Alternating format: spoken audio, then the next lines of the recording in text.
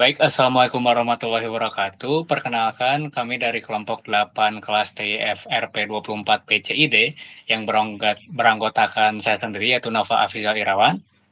Saya Aditya Mumtazazan. Saya Rizal Sopiana.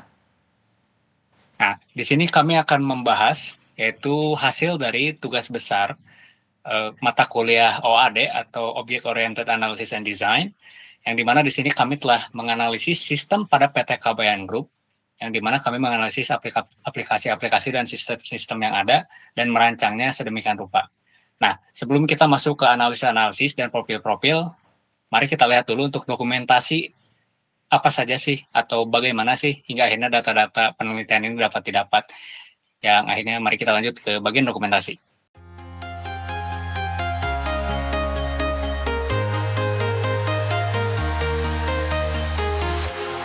Walking alone, the streets are empty. The only thing I can see is my own silhouette. I'm getting stronger, step by step. The clock is ticking, but there's no time for regrets. I've been flying from town to town, from London to Taiwan. I've been all around the globe trying to protect your soul. We are heroes tonight. We will fly above the sky. We are heroes tonight. Yeah. We are heroes tonight. We will fly above the sky. We are heroes tonight.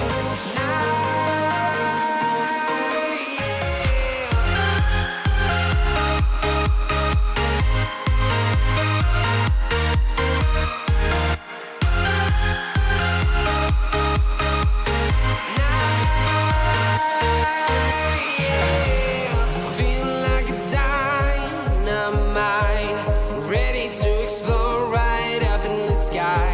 I need you to listen, I need you to hear, and don't show any fear.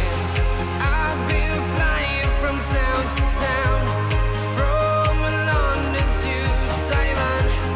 I've been all around the globe trying to protect your soul. We are heroes tonight. We will fly above the sky. We are heroes tonight. Yeah. We are heroes tonight. We will fly above the sky. We are heroes tonight.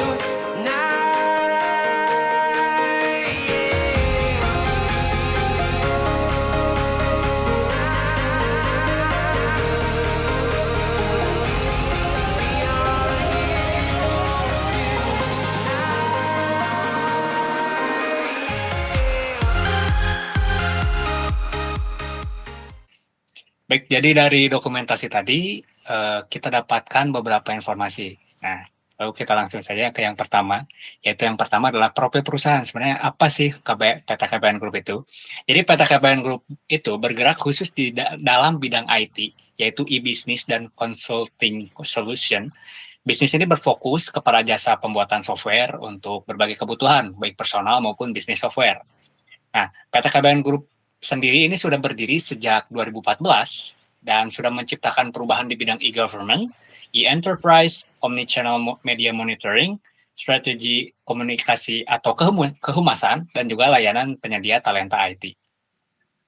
Nah, lalu ada pula hasil wawancara dan observasi ini yang sudah tadi kita lihat ya.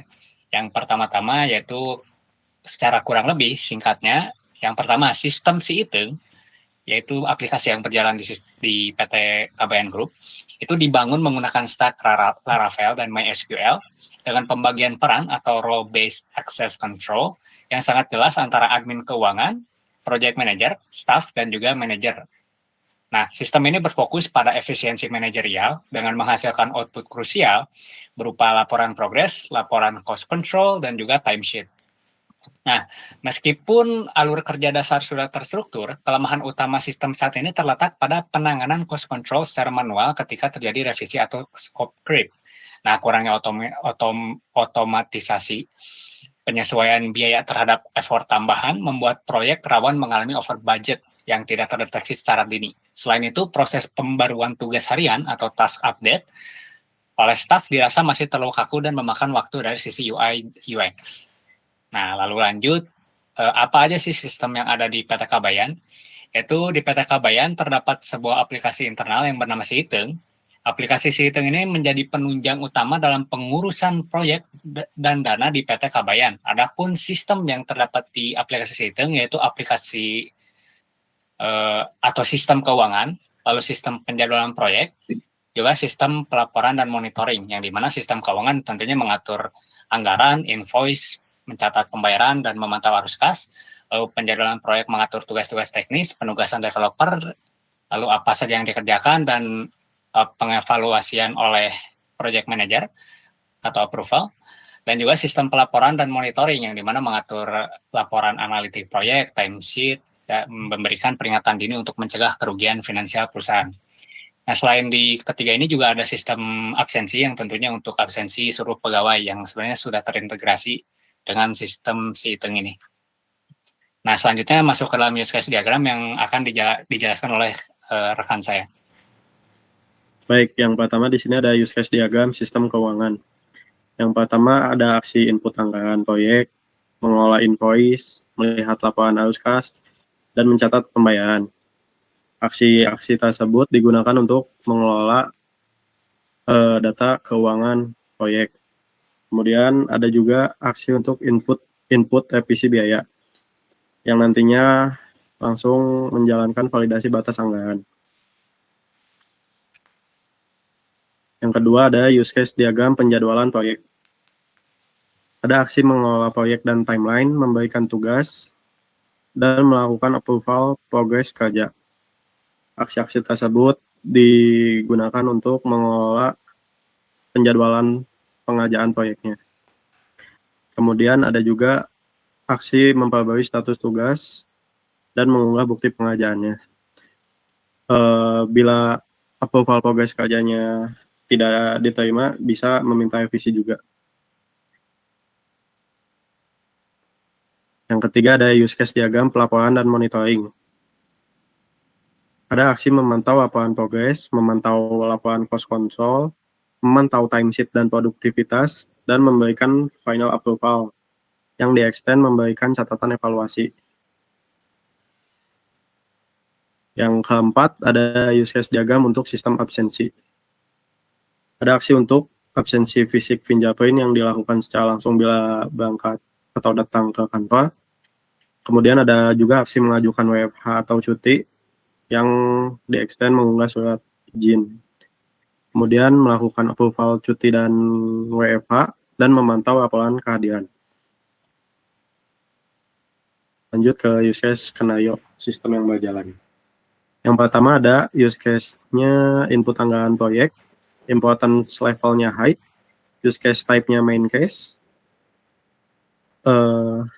Untuk di bagian stakeholder dan interest, admin keuangan ingin memasukkan rencana anggaran biaya atau RAB awal agar sistem memiliki baseline keuangan proyek. Brief description-nya di dalam use case ini dijelaskan bagaimana admin keuangan memasukkan dan menyimpan data alokasi dana awal untuk sebuah proyek baru. Trigger-nya, proyek baru telah disetujui dan membutuhkan alokasi dana untuk mulai berjalan. Tipenya eksternal. Relationship-nya admin keuangan. Pre-condition, admin keuangan telah login ke dalam sistem. Dan post-condition-nya, sistem berhasil menyimpan data anggaran proyek baru. Normal flow event-nya, admin membuka menu keuangan dan memilih submenu anggaran proyek. Kemudian, sistem menampilkan halaman form input anggaran. Lalu, admin memasukkan rincian alokasi biaya pada divisi atau kebutuhan, dan menekan tombol simpan. Yang terakhir, sistem memvalidasi kelengkapan data dan menyimpan anggaran proyek, dan menampilkan pesan sukses. Alternate flow-nya, form tidak diisi dengan lengkap atau format angka salah. Sistem menampilkan pesan peringatan error dan meminta input ulang. Exceptional flow, servernya down. Lanjut Use case name-nya mengelola invoice, importance level-nya high, use case type-nya main class. Stakeholder dan interest-nya admin keuangan ingin membuat dan mengatur dokumen tagihan pembayaran untuk klien sesuai termin. Brief description-nya di dalam use case ini dijelaskan bagaimana admin keuangan membuat, menerbitkan, atau mengedit invoice tagihan proyek. Legalnya pengerjaan proyek telah mencapai termin pembayaran tertentu sesuai kontrak kerja. Type-nya internal. Precondition-nya admin keuangan telah login ke dalam sistem. Post-condition-nya sistem berhasil menampilkan data invoice baru. Normal flow event-nya admin membuka menu keuangan dan memilih kelola invoice. Kemudian sistem menampilkan halaman daftar invoice proyek. Lalu admin menekan tombol buat invoice baru, mengisi detail tagihan seperti nominal, nama klien, tenggat waktu bayar, dan menekan tombol terbitkan. Yang terakhir, sistem memvalidasi data dan menerbitkan dokumen invoice baru. Alternate flow-nya, admin memilih invoice yang sudah ada untuk diedit atau dibatalkan. Sistem memperbarui data invoice tersebut sesuai perubahan. Exceptional flow-nya server down. Yang ketiga ada use case name, use case melihat laporan arus kas, importance level-nya medium, use case type-nya main case. Stakeholder dan interest admin keuangan ingin memantau pergerakan uang masuk, inflow, dan keluar, outflow, untuk memastikan ketersediaan dana operasional. Brief description-nya di dalam use case ini dijelaskan bagaimana admin keuangan mengakses dashboard rekapitulasi keuangan proyek secara real time. Legalnya, admin perlu memeriksa status kesehatan finansial atau membuat laporan rekapitulasi bulanan. Type-nya internal. Precondition, admin keuangan telah login ke dalam sistem. Post-condition, sistem berhasil menampilkan data laporan arus kas.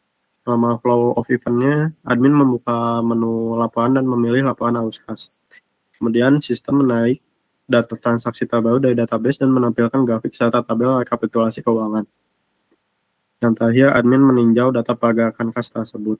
Alternate flow-nya kosong, exceptional flow-nya server down, dan belum ada riwayat transaksi sama sekali di sistem. Sistem menampilkan pesan data transaksi masih kosong.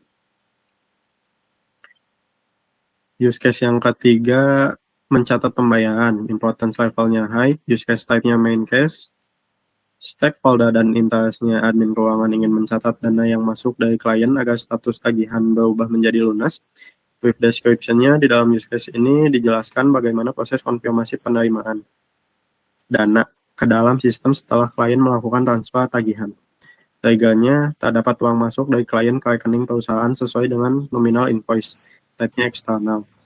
Precondition, admin keuangan telah login ke dalam sistem. Post-condition, sistem berhasil memperbarui status invoice menjadi lunas dan memperbarui laporan arus kas. Normal flow of event, admin membuka menu daftar invoice, kemudian admin memilih invoice dengan status menunggu pembayaran dan menekan tombol catat pembayaran masuk. Lalu admin mengisi tanggal masuknya dana dan nominal yang diterima, lalu menekan tombol simpan. Yang terakhir, sistem memvalidasi input memperbarui status invoice menjadi lunas, dan secara otomatis menambahkan nominal tersebut ke dalam laporan arus kas. Alternate flow-nya, jika nominal uang yang dimasukkan lebih kecil dari total tagihan, sistem menampilkan pop-up konfirmasi untuk mengubah status menjadi dibayar sebagian atau parsial. Exceptional flow, server down. Use case skenario ini input revisi biaya, importance level-nya high, use case type-nya main case. Stakeholder and interest-nya project manager ingin menyesuaikan hitungan biaya karena adanya penambahan pekerjaan di luar rencana awal. Brief description-nya di dalam use case ini dijelaskan bagaimana project manager memasukkan biaya tata duga akibat scope creep yang mana akan divalidasi langsung oleh sistem agar tidak jebol atau over budget. Legalnya, klien meminta tambahan fitur teknis scope creep yang memakan sumber daya ekstra developer. Type-nya internal. Precondition-nya project manager telah login ke dalam sistem. Post-condition-nya sistem berhasil menyimpan data revisi dan memperbarui struktur cost control proyek tersebut. Normal flow of event-nya, project manager membuka menu manajemen proyek dan menekan tombol revisi biaya cost control. Kemudian sistem menampilkan form input revisi. Lalu, project manager memasukkan nominal ekstra alasan revisi, lalu menekan tombol simpan. Kemudian, include validasi batas anggaran, sistem secara otomatis melakukan kalkulasi untuk memastikan nominal revisi tersebut tidak melampaui toleransi batas maksimal anggaran. atau budget limit. Yang terakhir, sistem menyimpan data revisi dan memperbarui struktur cost control proyek tersebut. Alternate flow-nya, validasi batas anggaran gagal. Jika angka revisi yang dimasukkan terdeteksi melebihi sisa batas toleransi anggaran, sistem akan menolak proses penyimpanan dan menampilkan pesan error berwarna merah. Revisi biaya ditolak. Melampaui batas maksimal anggaran, project manager harus menyesuaikan ulang angka tersebut. Exceptional flow-nya server down. Kemudian ada use case scenario mengelola proyek dan timeline. Importance levelnya high, use case type-nya main case. Stakeholder dan interest-nya, project manager ingin membuat proyek baru dan menentukan tenggat waktu agar pengerjaan terstruktur dengan baik. Brief description-nya di dalam use case ini dijelaskan bagaimana project manager mendaftarkan proyek baru dan mengatur tenggat waktu timeline di dalam sistem. Project manager mendapatkan requirement dan kesepakatan proyek baru dari klien, type-nya eksternal. Precondition-nya project manager telah login ke dalam sistem. Post-condition-nya project manager berhasil membuat proyek baru yang dapat dilihat di dashboard. Normal flow of event-nya, project manager mengakses menu manajemen proyek, kemudian sistem menampilkan halaman daftar proyek. Lalu project manager menekan tombol buat proyek baru dan mengisi form detail proyek, seperti nama proyek, timeline. Kemudian project manager menekan tombol simpan. Yang terakhir, sistem memvalidasi data menyimpan proyek baru dan menampilkan pada halaman dashboard. Alternate flow-nya, data yang diinputkan tidak lengkap, sistem menampilkan pesan peringatan error dan meminta input ulang. Exceptional flow, server down. Selanjutnya, use case membagikan tugas. Importance levelnya high, use case type-nya main case. Stakeholder and interest-nya, project manager ingin memecah proyek menjadi tugas-tugas kecil dan ditugaskan kepada staff. Staff ingin menerima detail penugasan pekerjaan secara jelas.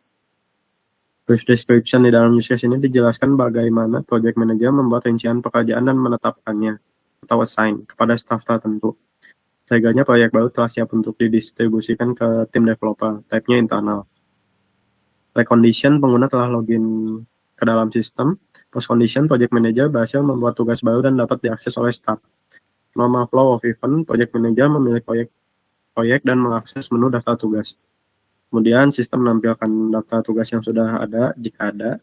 Lalu project manager menekan tombol tambah tugas, mengisi rincian deskripsi pekerjaan, memilih nama staff yang ditugaskan, lalu menekan tombol simpan. Selanjutnya, sistem memvalidasi dan menyimpan tugas tersebut, dan sistem secara otomatis mengirimkan notifikasi penugasan kepada akun staff yang bersangkutan. Alternate flow-nya kosong, exceptional flow-nya server down. Use case skenario memperbarui status. Importance levelnya high, use case type-nya main case. Stakeholder dan interest-nya, staff ingin memperbarui progres harian agar hasil kerjanya terpantau oleh manajer. Di dalam use case ini dijelaskan bagaimana staff mengubah status pekerjaannya, misal dari to do menjadi ready for review melalui antarmuka Kanban board. Ketiganya, staff memulai sedang mengerjakan atau telah menyelesaikan sebuah tugas, type-nya internal. Ini juga extend mengunggah bukti pengerjaan. Precondition-nya, staff telah login ke dalam sistem. Post condition-nya, sistem berhasil memperbarui status tugas dan mengirimkan bukti jika ada. Normal flow of event, staff membuka menu Kanban board proyek. Kemudian sistem menampilkan daftar kartu tugas milik staff tersebut. Selanjutnya, staff melakukan drag and drop pada kartu tugas ke kolom status yang baru. Yang terakhir, sistem memperbarui dan menyimpan status tugas secara real time. Alternate flow-nya mengunggah bukti pengerjaan. Extend. Setelah memindahkan status tugas menjadi selesai, staff memilih opsi atau tombol lampiran. Staff mengunggah dokumen atau gambar bukti pengerjaan. Sistem menyimpan file tersebut dan menautkannya ke dalam tiket tugas terkait. Exceptional flow server down.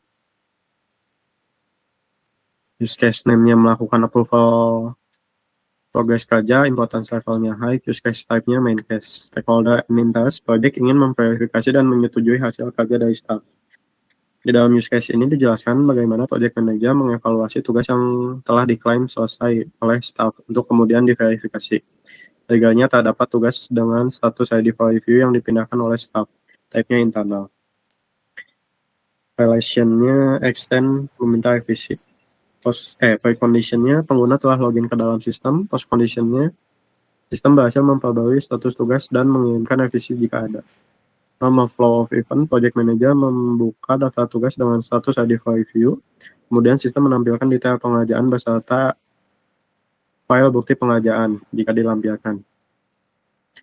Selanjutnya, project manager meninjau kelayakan pekerjaan dan menekan tombol approve atau setuju.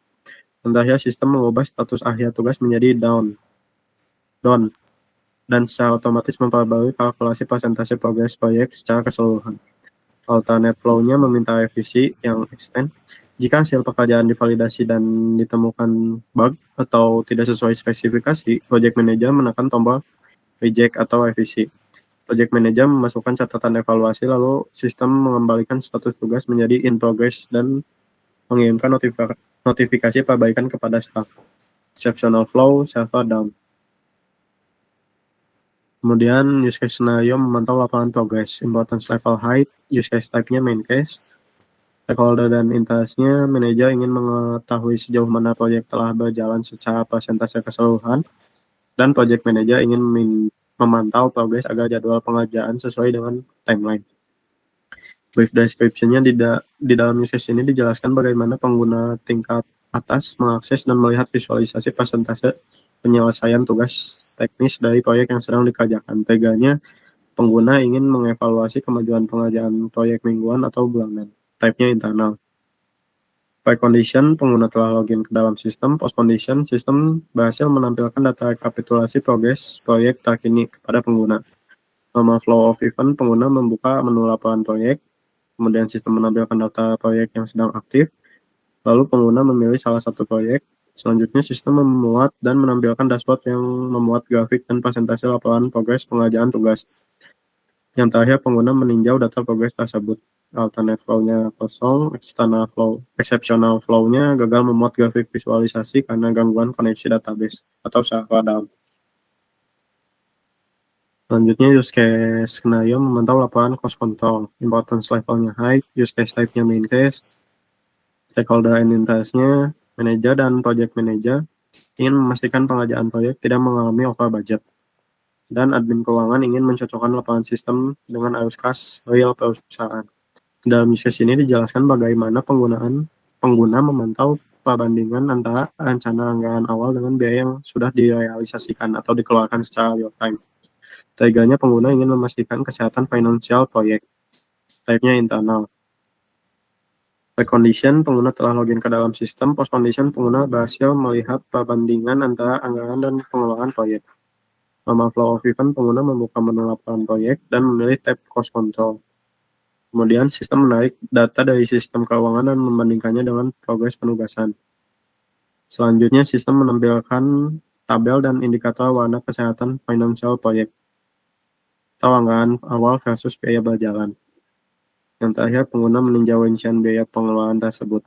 Exceptional flow-nya, modul integrasi ke sistem keuangan mengalami timeout. Sistem menampilkan pesan gagal menyinkronkan data keuangan. Silahkan coba lagi. Use case skenario memantau timesheet dan produktivitas. Importance level-nya medium, use case type-nya main case. Manager ingin mengevaluasi kinerja harian, tingkat penyelesaian tugas dan jumlah jam kerja setiap staff developer. Di dalam use case ini dijelaskan bagaimana manajer melihat log aktivitas dan jam kerja timesheet yang direkam oleh sistem untuk masing-masing staff. Triggernya, manajer melakukan evaluasi KPI atau Key Performance Indicator tim bulanan. Type-nya internal. Precondition-nya, manajer telah login ke dalam sistem. Post condition-nya, manajer telah berhasil melihat log riwayat pekerjaan setiap anggota tim. Normal flow of event, manajer membuka menu evaluasi tim. Kemudian sistem menampilkan daftar nama, staff, atau developer yang terdaftar di proyek. Selanjutnya, manajer memilih salah satu nama staff, lalu sistem menampilkan tabel timesheet jam kerja dan daftar riwayat log tugas yang telah diselesaikan. Yang terakhir, manajer meninjau data produktivitas tersebut. Exceptional flow, servernya down.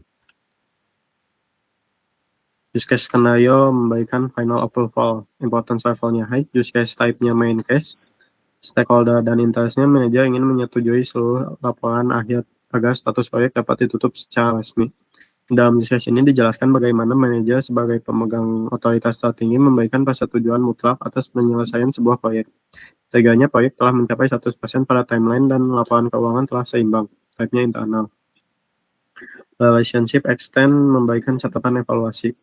Pre-condition, manajer telah login ke dalam sistem. Post-condition, status proyek berubah menjadi selesai atau close secara permanen. Normal flow of event, manajer membuka menu laporan proyek akhir pada proyek yang sudah status ready to close.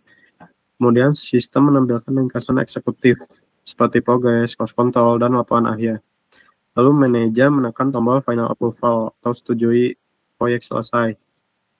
Selanjutnya sistem memunculkan pop-up konfirmasi final dan manajer menekan tombol ya setuju. Yang terakhir, sistem mengubah status proyek menjadi selesai dan mengunci seluruh pengeditan data proyek tersebut menjadi read only. Alternate flow-nya memberikan catatan evaluasi. Jika manajer menemukan hal yang mengganjal atau tidak sesuai pada ringkasan akhir, manajer memilih opsi tolak dokumen. Manajer mengisi kolom catatan evaluasi atau alasan penolakan sistem, kemudian mengubah status proyek kembali menjadi in progress dan mengirimkan notifikasi catatan tersebut kepada project manager untuk diperbaiki. Exceptional flow-nya server down. Kemudian use case skenario absen fisik atau fingerprint, importance levelnya high, use case type-nya main case, stakeholder and interest-nya, mesin fingerprint ingin mengirimkan data autentikasi fisik yang sukses, timestamp dan ID ke pangkalan data utama secara otomatis. Dalam use case ini dijelaskan proses back-end di mana sistem menerima data kehadiran dari perangkat kelas di kantor. Triggernya karyawan yang berada di kantor menempelkan sidik jari mereka ke pemindai fisik. Type eksternal. Relationship-nya association ke mesin fingerprint. Recondition, mesin fingerprint terhubung dengan jaringan internet atau internet yang sama dengan server sistem. Post condition, sistem berhasil mencatat rekam waktu kehadiran fisik ke dalam database. Normal flow event-nya, karyawan memindai sidik jari dan mesin fingerprint memverifikasi kecocokan identitas di tingkat hardware. Kemudian mesin fingerprint mengirimkan request sinkronisasi data berisi ID karyawan dan timestamp ke API sistem. Selanjutnya, sistem menerima data tersebut dan sistem memvalidasi kelengkapan parameter dan menyimpan log absensi ke tabel kehadiran. Alternate flow-nya, jika ID karyawan yang dikirim tidak ditemukan di database aplikasi sistem menolak data tersebut dan mengembalikan status error ke mesin. Exceptional flow, koneksi LAN atau Wi-Fi terputus sehingga mesin gagal menghubungi server aplikasi. Lanjut, use case skenario mengajukan WFH atau cuti, importance levelnya high, use case type-nya main case, stakeholder and interest-nya, staff ingin meminta perizinan resmi kepada manajemen untuk bekerja dari rumah atau libur karena keperluan tertentu atau sakit. Dalam use case ini dijelaskan bagaimana staf mengisi form permohonan izin WFH atau cuti, serta melampirkan berkas bukti jika ada. Triggernya, staf memiliki keperluan mendesak, sakit, atau bermaksud untuk bekerja dari rumah pada hari tertentu.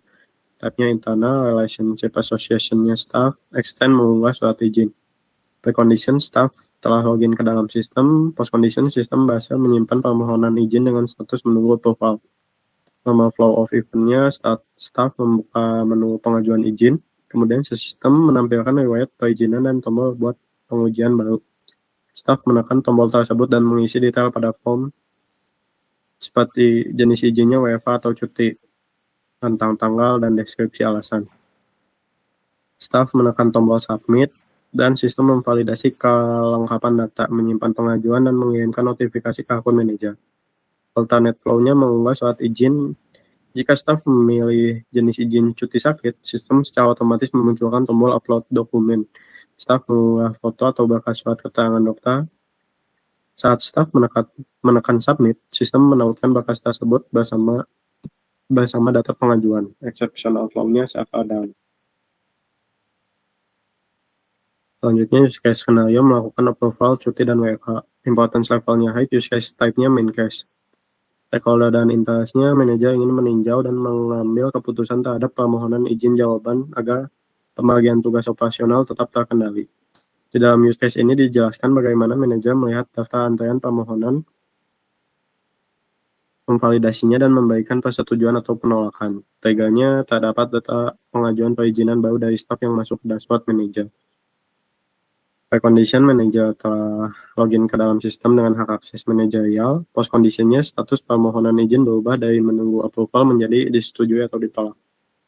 Normal flow of eventnya manajer membuka menu approval perizinan. Kemudian sistem menampilkan daftar antrean pengajuan WFH dan cuti dari para staf. Lalu manajer memilih salah satu data untuk melihat alasan dan lampiran izin jika ada. Manajer menekan tombol approve setuju dan sistem memperbarui status izin menjadi disetujui dan mengirimkan notifikasi otomatis kepada staf yang bersangkutan. Alternate flow-nya jika pengajuan dinilai tidak valid atau jadwal proyek sedang padat, manajer menekan tombol reject atau tolak dan memasukkan alasan penolakan. Sistem memperbarui status menjadi ditolak. Exceptional flow-nya server down. Use case skenario memantau laporan, importance levelnya medium, use case type-nya main case, stakeholder dan interest-nya manajer ingin melihat rekapitulasi data jam kerja dan kedisiplinan anggota tim untuk evaluasi bulanan. Dalam use case ini dijelaskan bagaimana sistem memfasilitasi manajer untuk melihat data absensi yang sudah terintegrasi, gabungan antara absensi fisik dan remote. Teganya manajer perlu melakukan evaluasi performa dan kedisiplinan bulanan, type-nya internal. Precondition manajer telah login ke dalam sistem. Post condition sistem menyajikan tabel atau grafik rekapitulasi kehadiran dengan sukses. Normal flow of event manajer membuka menu laporan kehadiran, kemudian sistem melakukan penarikan data log absensi fisik, absensi remote, dan riwayat cuti dari database. Selanjutnya sistem menyajikan informasi tersebut ke dalam bentuk tabel rekapitulasi, dapat difilter berdasarkan bulan atau nama. Yang terakhir, manajer meninjau data rekapitulasi tersebut, exceptional flow-nya server down. Kita akan lanjut ke activity diagram yang ada pada sistem yang sedang berjalan. Oke, yang pertama di sini ada dari sistem keuangan dengan case input anggaran proyek. Di sini dimulai dari admin yang membuka menu keuangan dan memilih anggaran proyek. Lalu sistem menampilkan halaman form input anggaran. Lalu admin memasukkan rincian alokasi biaya per divisi atau kebutuhan. Lalu sistem memvalidasi kelengkapan data dan format angka. Nah, jika validasi gagal, maka sistem akan menampilkan pesan peringatan error dan kembali ke halaman form input. Lalu jika berhasil, sistem akan menyimpan data anggaran proyek, lalu menampilkan pesan sukses. Selanjutnya masih di sistem keuangan dengan case mengelola invoice. Dimulai dari admin yang membuka menu keuangan dan memilih kelola invoice, lalu sistem menampilkan halaman daftar invoice proyek, lalu admin memilih tindakan. Jika memilih edit atau batalkan invoice, maka sistem akan memperbarui data invoice tersebut sesuai perubahan. Lalu jika memilih buat invoice baru, maka admin akan memasukkan detail tagihan. Lalu sistem akan memvalidasi kelengkapan data dan format angka. Nah, jika validasi gagal, maka akan menampilkan pesan peringatan error dan juga kembali kepada form detail tagihan. Lalu jika validasi berhasil, sistem akan membuat dokumen invoice baru, lalu akan menampilkan data invoice. Oke, selanjutnya masih pada sistem keuangan dengan case melihat laporan arus kas. Dimulai dari admin yang membuka menu laporan dan memilih laporan arus kas. Lalu sistem menarik data transaksi terbaru dari database. Lalu sistem memvalidasi apakah ada data transaksi. Jika validasi gagal, maka akan menampilkan pesan data transaksi masih kosong. Jika data transaksi ada, maka sistem akan menampilkan grafik serta tabel rekapitulasi keuangan. Lalu admin meninjau data pergerakan kas. Selanjutnya masih dari sistem keuangan dengan case mencatat pembayaran. Dimulai dari admin membuka menu daftar invoice, lalu sistem menampilkan halaman daftar invoice proyek. Lalu admin memilih invoice dengan status menunggu pembayaran. Lalu admin juga mengisi tanggal masuknya dana dan nominal yang diterima. Lalu sistem memvalidasi input pembayaran dan juga melakukan validasi apakah nominal lebih kecil daripada total tagihan. Jika iya, ia akan mengubah status invoice menjadi dibayar sebagian. Namun jika tidak, sistem akan memperbarui status invoice menjadi lunas. Kemudian sistem menambahkan nominal ke dalam laporan arus kas. Selanjutnya, masih pada sistem keuangan dengan case input revisi biaya. Dimulai dari admin menekan tombol revisi biaya atau cost control, lalu sistem menampilkan form input revisi. Lalu admin memasukkan nominal ekstra dan alasan revisi. Lalu sistem melakukan kalkulasi batas maksimal anggaran. Lalu sistem memvalidasi apakah nominal lebih besar daripada budget limit. Jika tidak, sistem akan menyimpan data revisi lalu memperbarui struktur cost control proyek. Jika iya, sistem akan menolak proses penyimpanan lalu menampilkan pesan error revisi biaya ditolak dan kembali lagi ke form input revisi. Selanjutnya, ini ada pada sistem kedua, yaitu sistem penjadwalan proyek dengan case mengelola proyek dan timeline. Dimulai dari project manager mengakses menu manajemen proyek, lalu sistem menampilkan halaman daftar proyek, lalu project manager menekan tombol buat proyek baru dan mengisi form detail proyek. Lalu sistem memvalidasi kelengkapan data. Jika tidak valid, akan menampilkan pesan peringatan error, lalu kembali kepada form pengisian proyek baru.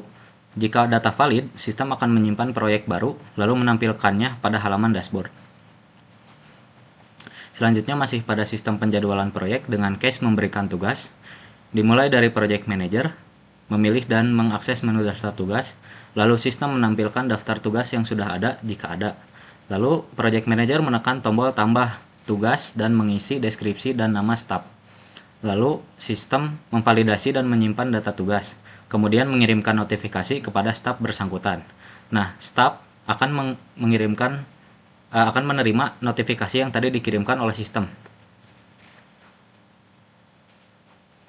Selanjutnya, masih pada sistem penjadwalan proyek dengan case memperbarui status tugas. Dimulai dari staf membuka menu Kanban board proyek, lalu sistem menampilkan daftar kartu tugas milik staf tersebut. Lalu staf melakukan drag and drop pada kartu tugas ke kolom status yang baru. Lalu sistem memperbarui dan menyimpan status tugas.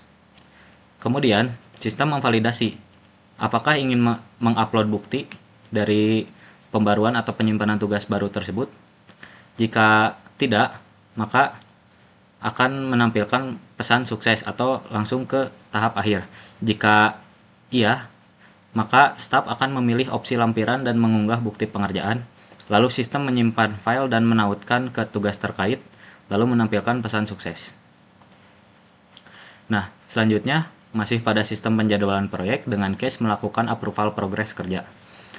Dimulai dari project manager, membuka daftar tugas dengan status ready for review, lalu sistem menampilkan detail pengerjaan dengan bukti pengerjaan jika ada, lalu project manager meninjau kelayakan pekerjaan, lalu melakukan penyetujuan. Jika tidak setuju, maka akan menekan tombol revisi dan memasukkan catatan evaluasi.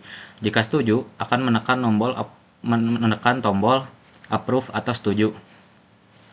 Nah, jika tidak setuju, ketika setelah menekan tombol revisi, itu akan mengembalikan status tugas menjadi in progress, lalu mengirimkan notifikasi perbaikan kepada staf, lalu staf menerima notifikasi perbaikan beserta catatan evaluasinya.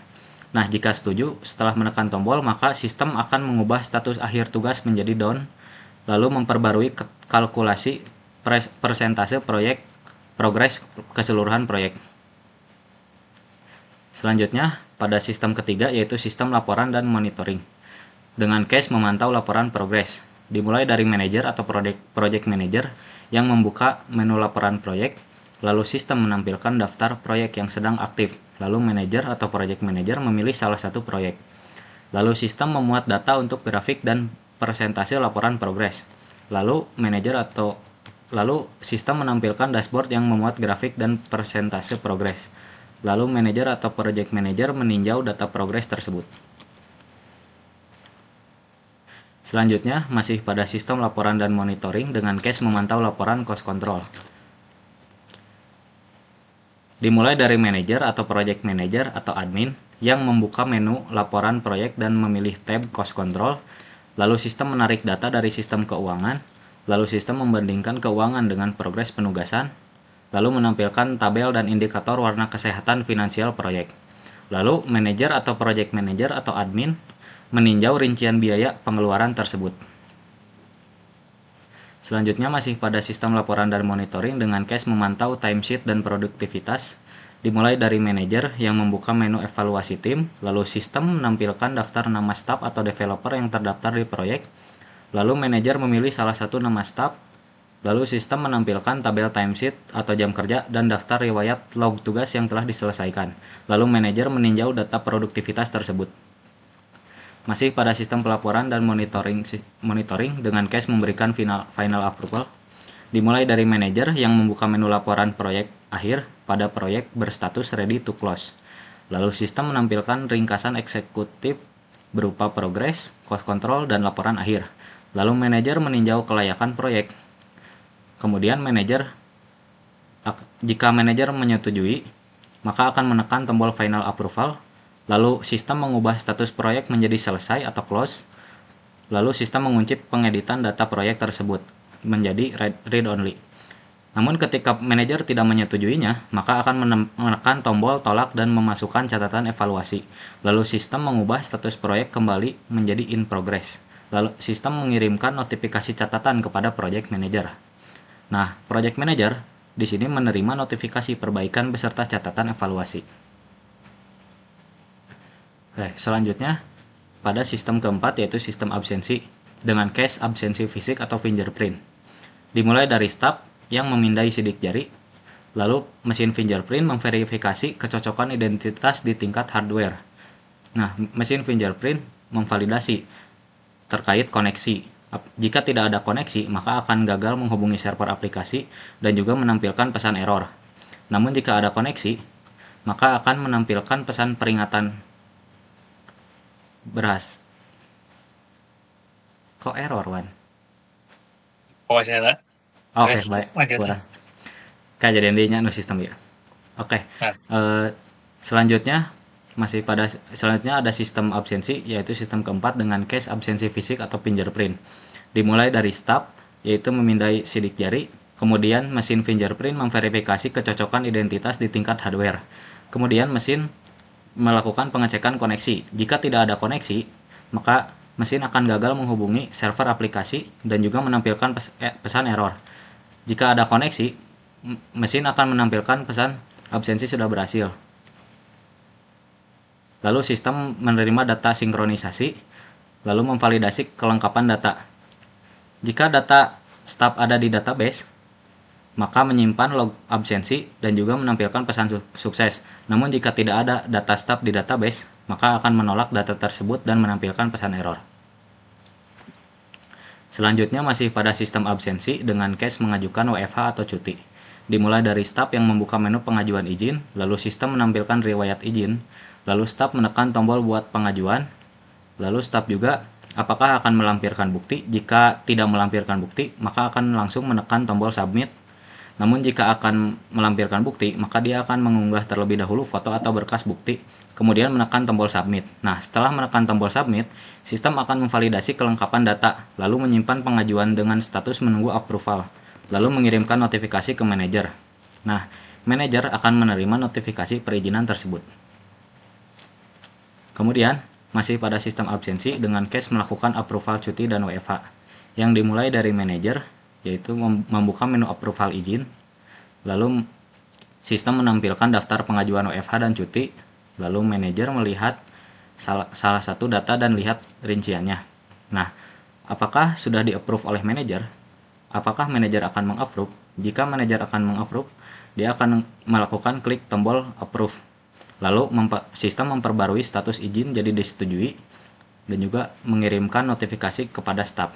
Nah, jika tidak approve atau belum akan meng-approve, maka manajer akan mengklik tolak dan memasukkan alasan penolakan. Kemudian sistem memperbarui status izin jadi ditolak, lalu mengirimkan notifikasi kepada staf bersangkutan. Nah, staf akan menerima notifikasi status perizinan tersebut. Selanjutnya masih pada sistem absensi dengan case memantau laporan kehadiran. Dimulai dari manajer yang membuka menu laporan kehadiran, kemudian sistem melakukan penarikan data log absensi fisik, remote, dan riwayat cuti dari database. Lalu sistem menyajikan informasi tersebut dalam bentuk tabel rekapitulasi. Kemudian manajer meninjau data rekapitulasi tersebut. Baik, selanjutnya kita lanjut ke sekuens diagram di sistem yang sedang berjalan. Itu yang pertama di sistem keuangan, ada di bagian input anggaran proyek, di mana admin keuangan pilih menu anggaran proyek, lalu ke form input anggaran yang di mana mengirimkan request halaman form kepada sistem atau controller, lalu sistem atau halaman controller mengirimkan return halaman form kepada form input anggaran, lalu mereturn juga tampilan form input anggaran ke admin keuangan. Nah, lalu admin keuangan memasukkan rincian biaya dan klik simpan ke form input anggaran, lalu kirim data anggaran ke sistem controller, lalu sistem controller akan validasi data di dirinya sendiri, lalu setelah divalidasi data, kalau data valid, sistem controller akan mengirimkan atau menyimpan data anggaran ke database, dan database akan mengirimkan konfirmasi data tersimpan, lalu kirim respon sukses ke form anggaran, dan menampilkan pesan sukses ke admin keuangan. Tapi kalau data tidak valid, maka di sistem controller akan kirim respon error ke form input anggaran, dan form input anggaran akan tampilkan pesan error ke admin keuangan. Nah, lalu di case berikutnya ada mengelola invoice, yang dimana admin keuangan pilih menu kelola invoice, lalu halaman proyek request daftar invoice ke sistem atau controller, lalu ambil data invoice ke database keuangan, lalu database keuangan return data invoice, lalu sistem return daftar invoice ke halaman invoice, lalu tampilkan halaman daftar invoice ke admin keuangan. Nah, kalau di sini admin keuangan memilih buat invoice baru, maka admin keuangan akan input detail tagihan dan klik terbitkan ke halaman invoice, lalu kirim data invoice terbaru ke sistem controller, lalu validasi data oleh sistem controller ke dirinya sendiri. Nah, kalau data valid, di sini sistem atau controller akan buat dan simpan invoice terbaru ke database keuangan, lalu database akan konfirmasi data tersimpan, lalu sistem controller akan kirim data invoice terbaru ke halaman invoice, dan tampilkan data invoice ke admin keuangan, dan ini selesai. Nah, kalau data tidak valid, maka sistem atau controller akan kirim data respon error, dan akan mengirimkan tampilkan pesan error ke admin keuangan oleh halaman invoice. Nah, lalu kalau tadi itu buat invoice baru, sekarang di edit atau batalkan invoice, itu yang pertama admin keuangan akan pilih invoice dan lakukan ubah atau batal, lalu halaman invoice akan kirim data ubah atau batal, lalu sistem controller akan mengirimkan perbaruan data invoice ke database. Dan database akan konfirmasi perubahan data selesai ke sistem, lalu sistem akan mengirimkan data invoice terupdate ke halaman invoice, lalu halaman invoice akan tampilkan data invoice terhadap admin, dan ini selesai.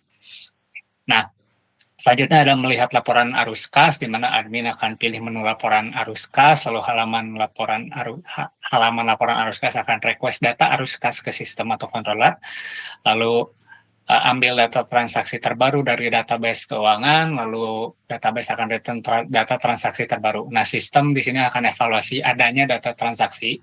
Nah, kalau ada data transaksi, maka tampilkan grafik dan tabel rekap keuangan.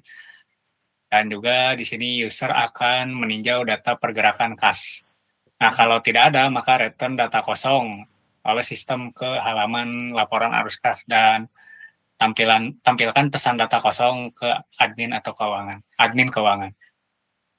Nah, selanjutnya ada mencatat pembayaran. Di sini admin keuangan akan pilih menu daftar invoice, lalu halaman dan form invoice akan request daftar invoice, lalu sistem akan ambil data invoice proyek ke database, dan database keuangan akan return data invoice, lalu sistem return daftar invoice, dan form invoice menampilkan halaman daftar invoice ke admin.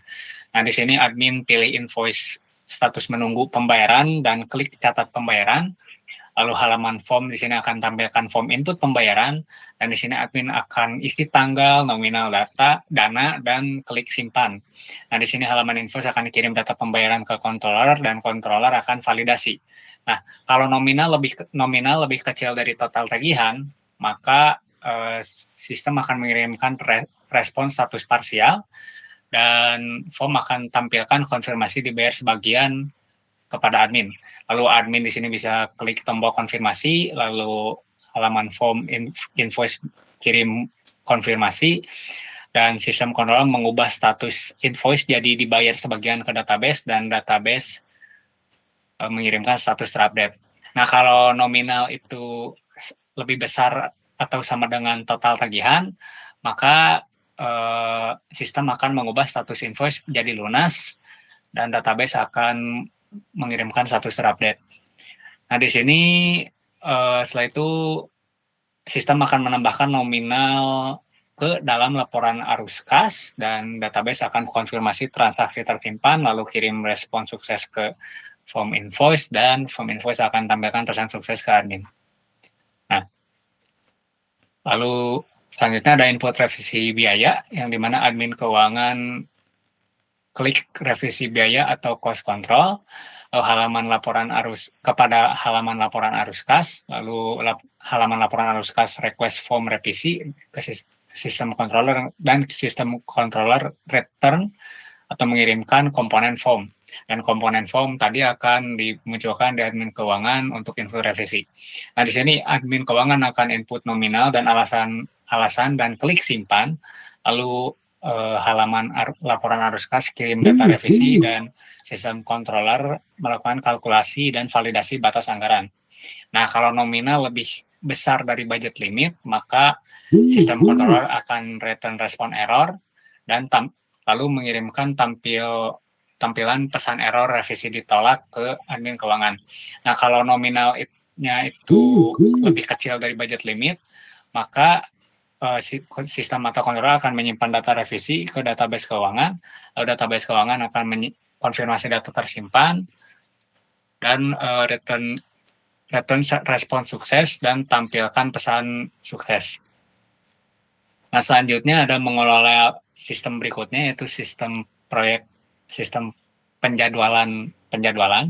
Di sini ada mengelola proyek dan timeline di mana project manager itu memilih menu manajemen proyek, lalu halaman dan form proyek, request daftar proyek ke sistem dan controller, lalu sistem atau controller mengambil data proyek dari database return data proyek, lalu sistem controller return halaman daftar proyek dan halaman dan form proyek tampilkan halaman daftar proyek kepada proyek manager. Lalu proyek manager klik tombol buat proyek baru, lalu halaman dan form proyek akan tampilkan form detail proyek, dan di sini proyek manager input atau mengisi detail proyek dan klik simpan. Nah, di sini halaman dan form proyek akan kirim data proyek baru, lalu sistem dan controller akan memvalidasi data tersebut. Lalu di sini kalau data valid, maka simpan data proyek baru ke database dan database akan konfirmasi data tersimpan, lalu kirim respon sukses, dan tampilan pesan sukses akan dikirimkan ke proyek manager. Namun kalau datanya tidak valid, maka kirim respon error dan tampilkan pesan error kepada proyek manager.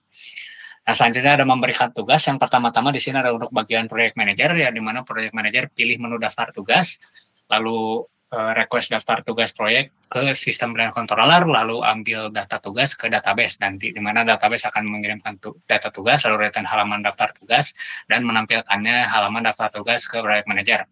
Di sini proyek manager akan klik tombol buat tugas, dan halaman form akan return tampilan form detail tugas.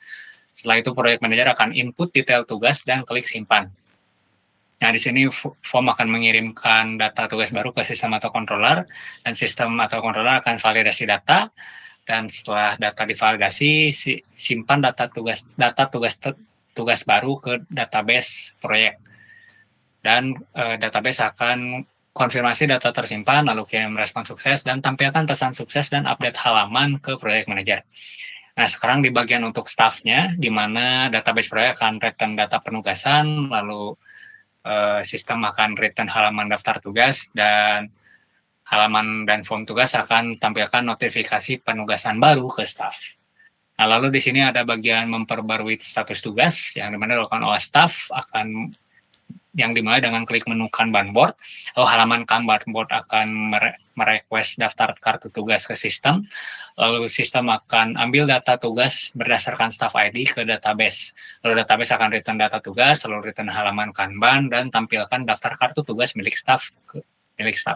Lalu staff lakukan drag and drop kartu tugas, dan Kanban board kirim update status tugas, lalu sistem simpan status tugas baru tersebut ke database, dan database akan konfirmasi data tersimpan, lalu return form lampiran, dan tampilkan opsi lampiran bukti tugas ke staff.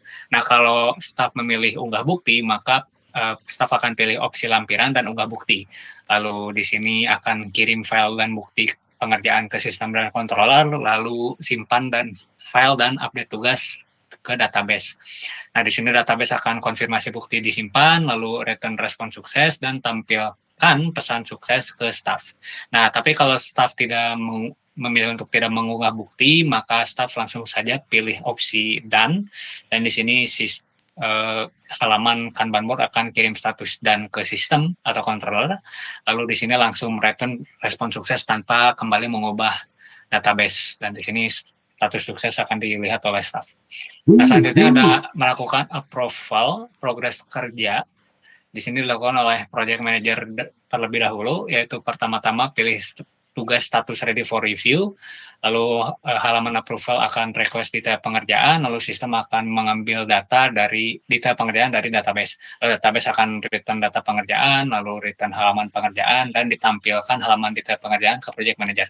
Nah, di sini project manager bisa akan meninjau kelayakan pekerjaan. Nah, kalau dinilai sudah layak, maka project manager bisa akan approve, di mana di sini dengan melakukan klik tombol approve, lalu halaman approval akan kirim data approval ke sistem atau controller. Lalu controller akan mengubah status akhir jadi done ke database, dan database akan konfirmasi status terupdate. Lalu di sini sistem atau controller akan kalkulasi persentase progres proyek, dan di sini setelah selesai maka sistem simpan data presentase progres proyek tersebut ke database, dan database akan konfirmasi progres terupdate, lalu sistem akan mereturn respon status approval, dan halaman akan menampilkan pesan sukses dan update grafik yang bisa dilihat oleh project manager. Tapi kalau di sini project manager merasa belum layak dan memilih revisi, maka beliau bisa menekan tombol revisi dan input evaluasi. Lalu di sini halaman approval akan kirim data revisi, lalu sistem akan revert status tugas kembali menjadi in progress, dan simpan evaluasi ke database.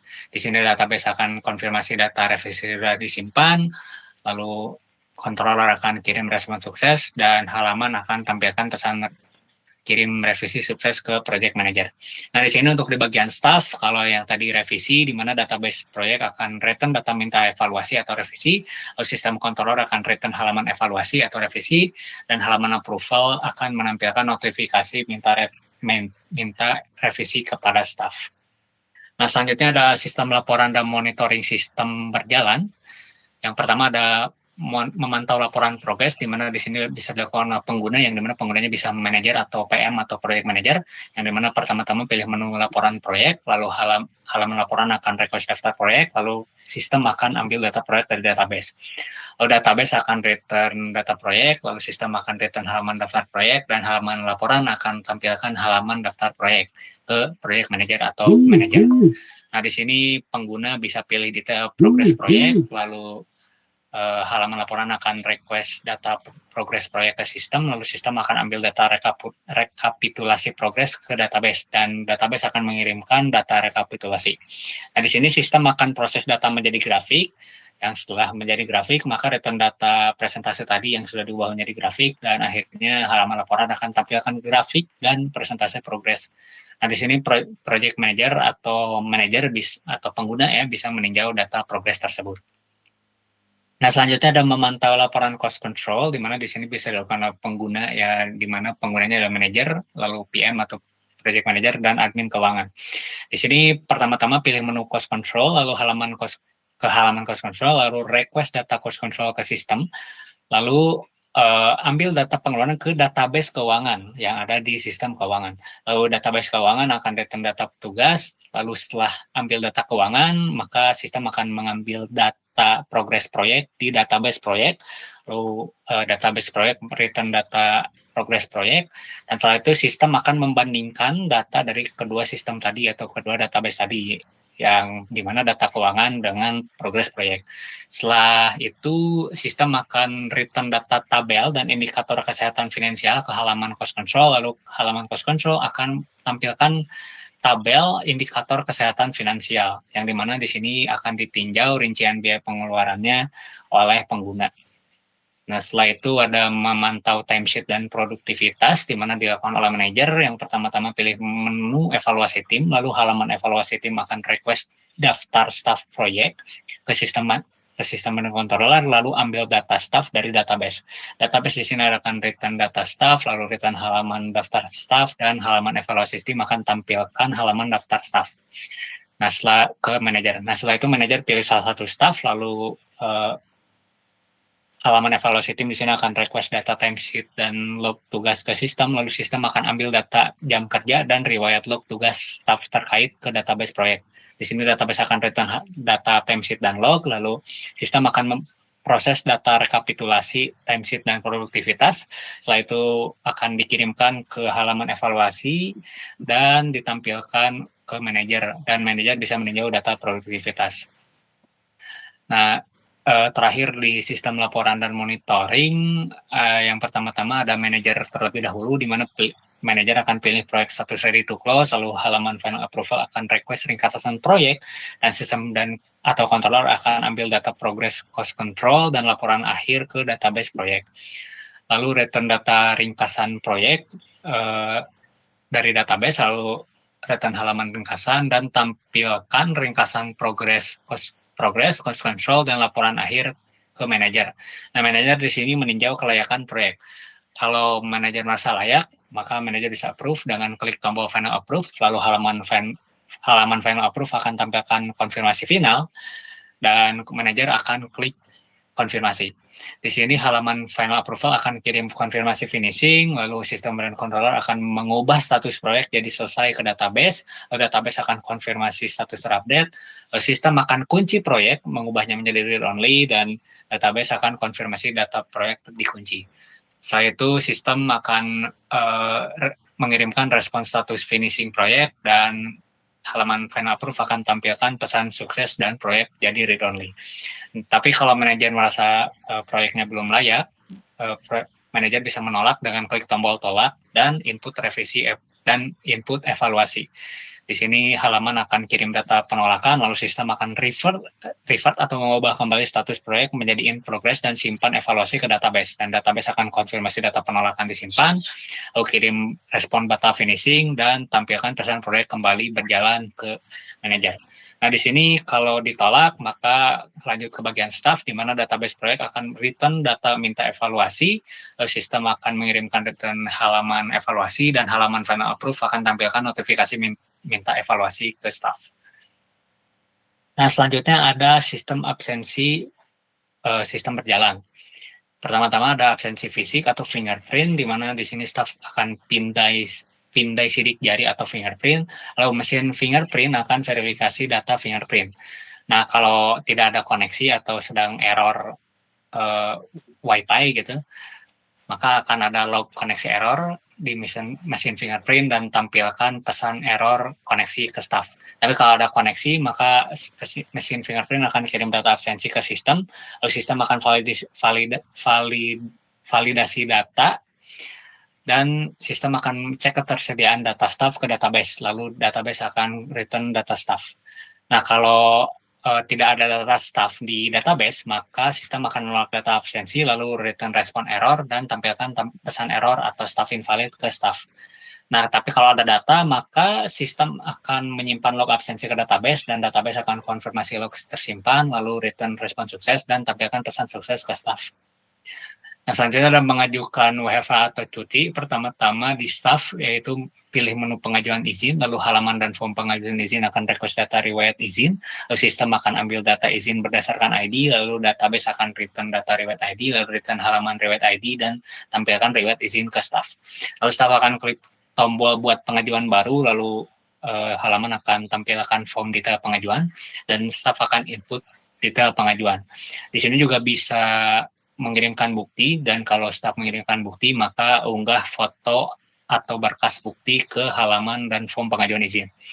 Nah, setelah itu staff bisa klik tombol submit untuk mengirimkan data pengajuan izin, lalu kirim data pengajuan izin ke sistem, lalu sistem akan validasi data. Dan setelah itu sistem akan simpan data pengajuan ke database absensi, lalu database akan konfirmasi data tersimpan dan kirim respon sukses dan tampilkan pesan sukses ke staff. Nah, lalu di sini di bagian manajer, di mana database absensi akan return data perizinan baru, lalu sistem akan mengirimkan return halaman perizinan, dan halaman dan form pengajuan perizinan akan tampilkan notifikasi permintaan izin baru ke manajer. Nah, lalu melakukan approval dan cuti WFH.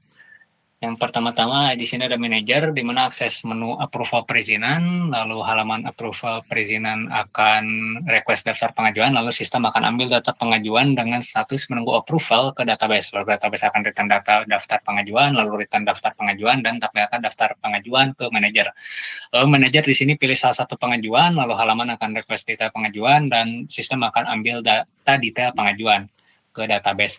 Lalu database akan return data detail pengajuan, lalu return detail pengajuan, dan tampilkan detail pengajuan tersebut kepada manajer. Nah, kalau di sini manajer akan meng-approve atau menyetujui pengajuan tersebut, maka manajer akan klik tombol approve, lalu kirim notifikasi approval ke sistem, lalu mengubah status izin jadi disetujui di database. Database akan konfirmasi status terupdate, return respon approval, dan tampilkan pesan sukses dan perbarui daftar pengajuan ke manajer. Tapi kalau manajer menolak pengajuan tersebut, maka klik tombol tolak dan input alasan, lalu halaman akan kirim data penolakan ke sistem, lalu sistem akan mengubah status izin jadi ditolak ke database. Lalu database akan konfirmasi penolakan disimpan, lalu kirim penolakan terkirim, dan tampilkan pesan penolakan terkirim ke manajer. Nah, di sini staff bisa melihat statusnya, di mana database akan mengirim return data status izin, apakah di approve atau tidak, lalu return halaman perizinan, dan halaman akan tampilkan notifikasi status perizinan ke staff. Nah, selanjutnya ada memantau laporan kehadiran dilakukan oleh manajer, di mana manajer di sini pilih menu laporan kehadiran, lalu halaman laporan kehadiran akan request data rekap kehadiran, lalu sistem atau controller akan ambil data absensi fisik, remote, dan riwayat cuti ke database. Nah, database di sini return data absensi, lalu di sini sistem akan proses data tadi ke dalam format rekapitulasi. Setelah itu sistem akan return data rekapitulasi ke halaman, lalu halaman akan tampilkan tabel rekapitulasi data kehadiran ke manajer, dan manajer di sini meninjau data rekapitulasi tersebut. Selanjutnya kita akan lanjut ke kelas diagram pada sistem yang sedang berjalan. Oke, nah pada kelas diagram ini terdapat, kita mulai terlebih dahulu dari kelas user ya. Di sini terdapat kelas user dengan atribut dan juga operasi seperti berikut. Dia memiliki kardinalitas ke kelas pengajuan izin dengan nilai 1 ke banyak atau one to many, dengan deskripsi relasi yaitu mengajukan. Jadi satu user bisa mengajukan banyak pengajuan izin. Lalu user juga memiliki relasi ke kehadiran, ke kelas kehadiran dengan kardinalitas 1 ke banyak. Yang artinya satu user bisa memiliki banyak absensi kehadiran. Kemudian kelas user juga memiliki relasi ke timesheet atau jam kerja dengan kardinalitas 1 ke banyak. Dan deskripsi kardinalitas yaitu memiliki, yang artinya satu user bisa memiliki banyak jam kerja. Selanjutnya, kelas user juga memiliki relasi ke kelas tugas dengan kardinalitas 1 ke banyak, yang artinya satu user bisa ditugaskan ke banyak tugas. Selanjutnya, kelas user juga bisa memiliki relasi ke kelas proyek dengan kardinalitas 1 ke banyak, yang artinya satu user bisa mengelola banyak proyek. Namun di sini khusus user dengan peran PM atau Project Manager. Nah, itu adalah relasi dari tabel user. Selanjutnya kita ke tabel proyek atau ke kelas proyek. Nah, pada kelas proyek ini dia berelasi ke kelas anggaran dengan kardinalitas 1 ke 1, yang artinya satu proyek hanya memiliki satu anggaran. Lalu dari kelas anggaran ini memiliki relasi ke kelas revisi biaya dengan kardinalitas 1 ke banyak, yang artinya satu anggaran bisa mencatat banyak revisi biaya. Selanjutnya, kelas proyek tadi memiliki juga relasi ke kelas invoice dengan kardinalitas 1 ke banyak, yang artinya satu proyek bisa ditagihkan dengan banyak invoice. Kemudian kelas proyek memiliki juga relasi ke kelas tugas dengan kardinalitas 1 ke banyak, yang artinya satu proyek bisa terdiri dari banyak tugas. Kemudian kelas proyek juga memiliki relasi ke kelas cost control dengan kardinalitas 1:1, yang artinya satu proyek bisa dipantau oleh satu cost control. Nah, kemudian tadi yang atas dari timesheet itu dia kelas timesheet memiliki juga relasi ke kelas tugas dengan kardinalitas one to many dari timesheet, yang artinya satu timesheet bisa tercatat di banyak tugas. Kemudian saya lanjut ke invoice. Nah, kelas invoice ini juga memiliki relasi ke kelas pembayaran dengan kardinalitas 1 ke banyak, yang artinya satu invoice bisa dibayar melalui banyak pembayaran. Lalu kelas pembayaran memiliki relasi ke arus kas, ke kelas arus kas dengan kardinalitas banyak ke 1, yang artinya banyak pembayaran akan dimasukkan ke satu laporan arus kas. Seperti itu. Selanjutnya kita lanjut ke tabel Functional Requirement System dan Non-Functional Requirement System pada sistem perbaikan. Nah, ini adalah Functional Requirement yang telah disusun pada sistem perbaikan yang kita ajukan. Yang pertama ini ada user story, yaitu sebagai staff, saya ingin melakukan absensi remote atau clock in dan clock out saat berstatus WFH agar kehadiran dan jam kerja saya tercatat valid untuk bahan evaluasi perusahaan. Nah, high priority-nya yaitu menyediakan tombol clock in dan clock out pada menu absensi, lalu menangkap waktu server secara real time saat tombol ditekan. Kemudian menyimpan data log kehadiran remote ke database. Selanjutnya ada medium priority, yaitu memvalidasi prasyarat atau status staf harus aktif WFH pada hari tersebut. Lalu menampilkan pesan pop-up absensi berhasil dicatat. Kemudian low priority-nya yaitu mencatat lokasi GPS pengguna saat melakukan absensi remote, lalu pengingat notifikasi otomatis di browser atau device ketika jam absen tiba. Selanjutnya ada no priority, yaitu sistem memverifikasi menggunakan pemindai wajah atau face recognition dari webcam untuk absensi remote. Nah, itu adalah yang pertama. Kemudian, untuk yang kedua, user story-nya, sebagai staff, saya ingin mengajukan WFH atau cuti beserta bukti agar mendapatkan izin ketidakhadiran fisik resmi dari manajemen. High priority-nya yaitu menyediakan form pengajuan izin atau mengisi jenis izin, rentang tanggal, dan alasan. Kemudian menyimpan permohonan ke dalam sistem dengan status awal menunggu approval. Kemudian ada medium priority, yaitu fitur tambahan untuk mengunggah surat izin yang berupa foto atau video ataupun berkas dan menautkannya dengan data pengajuan. Kemudian menampilkan daftar riwayat perizinan yang pernah diajukan mengirimkan notifikasi ke dashboard manager. Kemudian ada low priority-nya, yaitu fitur pengisian tanggal otomatis atau autofill, menyesuaikan ketersediaan jatah cuti atau kalender libur. Kemudian ada no priority, yaitu sistem pengajuan via saluran eksternal seperti chatbot, WhatsApp, atau Telegram. Nah, pada user story selanjutnya, ada sebagai manajer, saya ingin melakukan approval di cuti dan WFH agar pembagian operasional tugas dan manajemen tim tetap terkendali dengan baik. High priority-nya yaitu menampilkan daftar antrean pengajuan WFH dan cuti dari staff, lalu menyediakan tombol approve dan reject untuk mengubah status di sistem. Kemudian medium priority-nya menyediakan akses untuk melihat rincian alasan dan mengunduh lampiran izin. Kemudian menyediakan form input alasan penolakan jika menekan tombol reject. Lalu otomatisasi notifikasi perubahan status izin ke staf bersangkutan. Kemudian ada low priority, yaitu fitur pratinjau atau preview dokumen surat izin di halaman browser tanpa harus mengunduh file.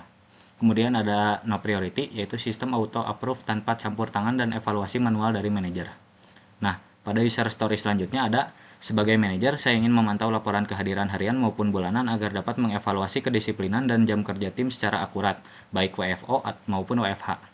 Nah, high priority-nya yaitu menarik log data terintegrasi dari database atau gabungan dari data absen fisik, absen remote, dan riwayat cuti. Lalu ada menyajikan informasi dalam bentuk tabel rekapitulasi kehadiran. Kemudian medium priority-nya yaitu fitur filter laporan berdasarkan nama staf tertentu atau rentang bulan atau tanggal. Lalu ada menyajikan laporan dalam bentuk visual grafik dengan porsi WFO, WFH, dan ketidakhadiran. Selanjutnya ada low priority, yaitu fitur mengunduh atau ekspor rekapitulasi laporan dalam format spreadsheet atau PDF. Selanjutnya ada no priority, yaitu implementasi kecerdasan buatan atau AI prediktif untuk menilai kinerja staf secara otomatis berdasarkan log kehadiran. Nah, pada user story selanjutnya ada sebagai sistem atau backend, Saya ingin memproses absensi fisik atau fingerprint agar data perangkat keras tersinkronisasi ke dalam database sentral. Untuk high priority-nya, yaitu menyediakan endpoint atau API untuk menerima ID karyawan dan timestamp dari mesin fingerprint. Kemudian menyimpan log absensi fisik ke dalam tabel kehadiran database. Untuk medium priority-nya yaitu mengirimkan penolakan dan status error ke mesin apabila ID karyawan tidak terdapat pada database. Kemudian low priority-nya mekanisme sinkronisasi ulang atau redata ketika terjadi putus koneksi sesaat. Kemudian no priority-nya pengaturan kontrol mesin tingkat tinggi seperti penggantian IP address mesin melalui dashboard sistem ini. Baik, selanjutnya ini ada tabel non-functional requirement system dengan yang pertama quality attribute-nya security, lalu requirement definition-nya sistem harus memiliki batasan hak akses pengguna yang jelas antara peran staff dan manajer serta menjamin keamanan data pribadi dan data lokasi GPS pengguna. Lalu ada scope atau how, implementasi role based access control atau RBAC ketika staff hanya dapat mengakses data kehadiran dan pengajuan sendiri, sementara manajer diberikan akses ke fitur approval dan laporan. Transmisi data lokasi diamankan dengan enkripsi end-to-end. Kemudian ada usability dengan requirement definition antar muka pengguna atau user interface untuk absensi remote dan pengajuan cuti atau WFH harus responsif di perangkat mobile dan menyederhanakan proses agar dapat dilakukan dengan cepat. Kemudian scope-nya implementasi antar muka mobile friendly dengan tombol besar tunggal atau one click button untuk proses check-in atau check-out absensi serta form upload dokumen surat izin yang ringkas dan intuitif. Kemudian reliability dengan requirement definition-nya sistem harus memastikan data absensi remote tidak hilang dan tetap terekam dengan akurat meskipun perangkat pengguna mengalami gangguan koneksi internet atau blank spot. Kemudian scope-nya menerapkan mekanisme local caching atau offline mode pada perangkat pengguna, di mana sistem akan menyimpan data timestamp dan lokasi sementara lalu melakukan sinkronisasi otomatis ke server saat koneksi kembali stabil. Kemudian ada performance requirement definition-nya, sistem harus mampu memproses pencatatan absensi masuk dan keluar secara bersamaan tanpa mengalami jeda atau lag atau downtime, terutama pada peak hours atau jam masuk dan jam pulang kerja. Kemudian ada scope-nya melakukan optimasi kode dan query pada database agar proses pembuatan laporan bulanan dan pencetakan kwitansi instan tidak membebani sumber daya server. Kemudian selanjutnya ada safety dengan requirement definition, yaitu sistem tidak mengizinkan penyewaan kendaraan apabila status kelayakan jalan atau dengan kategori rem, ban, mesin dari kendaraan tersebut belum diinspeksi atau dilaporkan bermasalah. Scope-nya melakukan optimasi database dan menerapkan arsitektur load balancing pada server agar mampu menangani lonjakan permintaan atau request absensi serentak dengan target waktu respon atau SLO di bawah 2 detik per transaksi. Baik, selanjutnya ada use case diagram sistem perbaikannya ya. Nah, di sini ada tambahan aksi melakukan absensi remote dari staff untuk use case sistem absensi yang sebelumnya nggak ada. Dilanjut dengan use case skenario sistem perbaikan. Untuk di A1, A2, dan A3 sebenarnya tidak ada perubahan apapun karena tadi cuma nambah aksi melakukan absensi remote. Nah, di sini ada use case scenario melakukan absensi remote. Importance level-nya high, use case type-nya main case, stakeholder dan interest-nya staff ingin mencatat jam masuk dan jam pulang kerja saat berstatus WFH agar kehadirannya terdata secara valid di sistem. Brief description di dalam use case ini dijelaskan bagaimana pengguna melakukan clock in dan clock out secara mandiri melalui antarmuka aplikasi saat bekerja dari rumah. Triggernya waktu jam masuk atau jam pulang kerja telah tiba bagi staff yang sedang dijadwalkan WFH. Type-nya internal, untuk precondition-nya staff telah login ke dalam sistem dan berstatus aktif WFH pada hari tersebut. Post condition-nya sistem berhasil menyimpan data waktu absensi staff secara real time. Normal flow of event-nya yang pertama, staff membuka menu absensi di sistem si item. Dilanjut dengan sistem menampilkan tombol absen, clock in atau clock out beserta penunjuk waktu server saat ini. Kemudian staff menekan tombol absen tersebut. Lalu sistem menangkap waktu saat itu dan menyimpan data kehadiran ke dalam database. Dan sistem menampilkan pesan pop-up absensi berhasil dicatat. Exceptional flow-nya server down. Oke, baik. Selanjutnya ada activity diagram dari sistem perbaikan.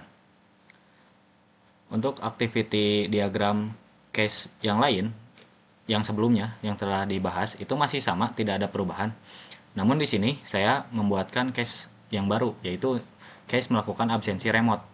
Karena ini adalah fitur tambahan yang ada pada sistem perbaikannya.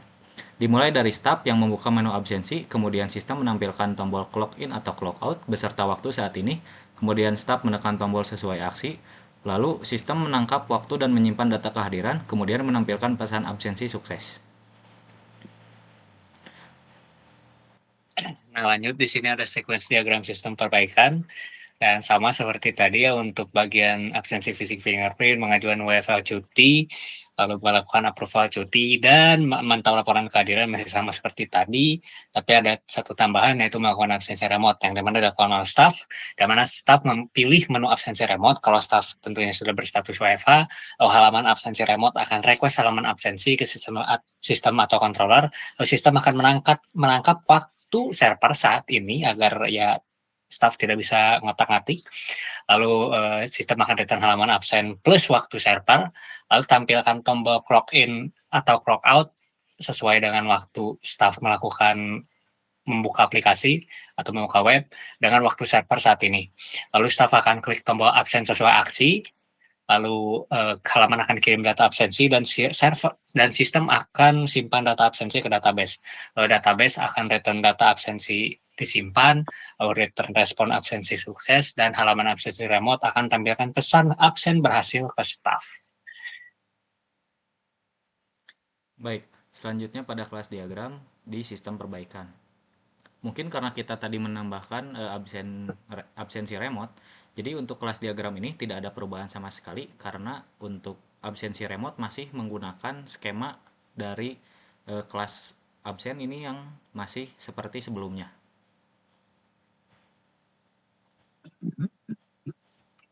Baik, mungkin sekian untuk presentasi hasil analisis dari tugas besar analisis sistem di PT Kabayan Group.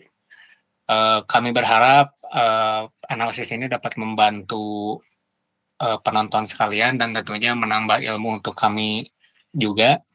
Dan mohon maaf jika ada salah-salah. Saya juga ingin mengucapkan terima kasih kepada PT Kabayan Group yang sudah memberikan data, dan terima kasih juga kepada Pak Dani Aidil sebagai dosen pengampu di mata kuliah Object Oriented Analysis and Design. Mungkin sekian dari kami, mohon maaf bila ada kesalahan. Terima kasih. Wassalamualaikum warahmatullahi wabarakatuh.